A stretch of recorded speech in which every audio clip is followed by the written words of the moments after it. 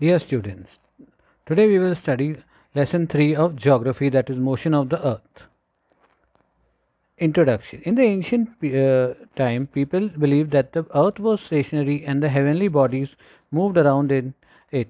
In 1530 BC, Nicolaus Copernicus, a Polish astronomer, proposed that the earth spin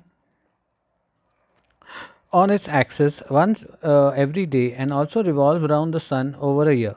He was right. Not only does the earth rotate on its axis, but it also revolves around the sun once a year.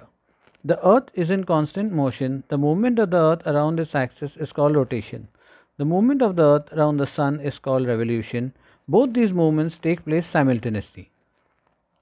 Rotation of the earth. The earth spins on its axis from east to west. The the axis of the earth was inclined at an angle of 23.5 degree vertically and 66.5 degree from the plane of the earth's orbit. The tilt of the earth's axis is called the inclination of the earth's axis.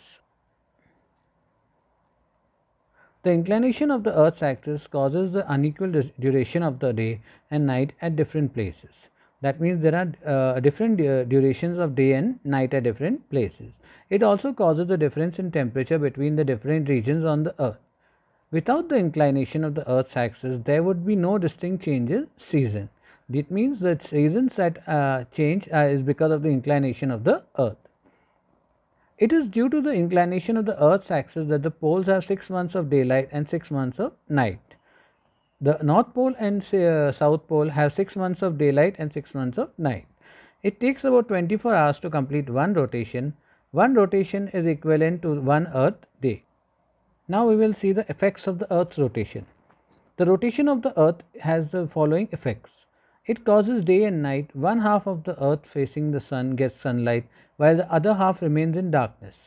As the Earth rotates, it also creates the clearly visible movement of the sun from east to west across the sky.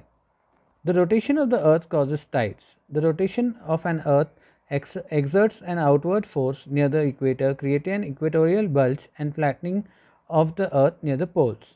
Due to the Earth's spherical shape, only half of the Earth faces the sun and receives sunlight. The imaginary line that divides the part of the Earth which has day from the part of the Earth which has night is called the circle of illumination. Different places on the Earth get varied amounts of sunlight at different times of the day. That is why in a day we have dawn, sunrise, midday, sunset, dusk, and midnight. Now the revolution.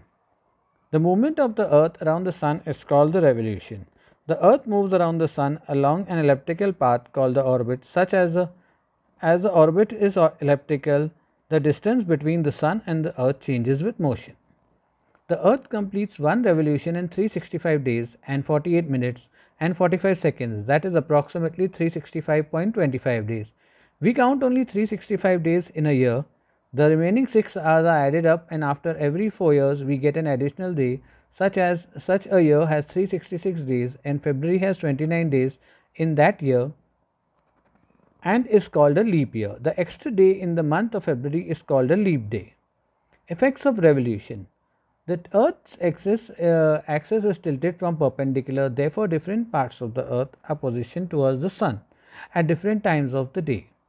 The change of season is directly affected of revolution. The 4 seasons, spring, summer, autumn, and winter, are results of this revolution. Now we will see what is solstice and equinox. Solstice. Twice a year the Earth is at a maximum distance from the sun. The days on which this phenomenon occurs are called summer solstice and winter solstice. In the northern hemisphere, the summer solstice occurs on the 20th June and 21st June. The winter solstice in the northern hemisphere occurs on 21st December and 22nd December or 22nd December. The situation is exactly the opposite in the southern hemisphere. Therefore, the summer solstice in the southern hemisphere occurs on the 21st December or 22nd December. On the 20th June or 21st June, the southern hemisphere experiences the winter solstice. During the solstice, the rays of sun shine directly on the one of the two tropics. During the June or the summer solstice, the rays of the sun fall directly on the Tropic of Cancer, and during December or the winter solstice, the sun rays fall directly on the Tropic of Capricorn. Equinox. Twice a year, the sun shines directly above the equator. These days are called the equinox. During the equinox, the length of the days are equal and of the days and nights are equal. The vernal equinox, the beginning of the spring in the northern hemisphere, it occurs on 21st March. The autumnal equinox occurs on 23rd September. To understand more, see the diagram on next slide. This is the diagram of equinox. And next I will be showing you the chapter civics chapter 3.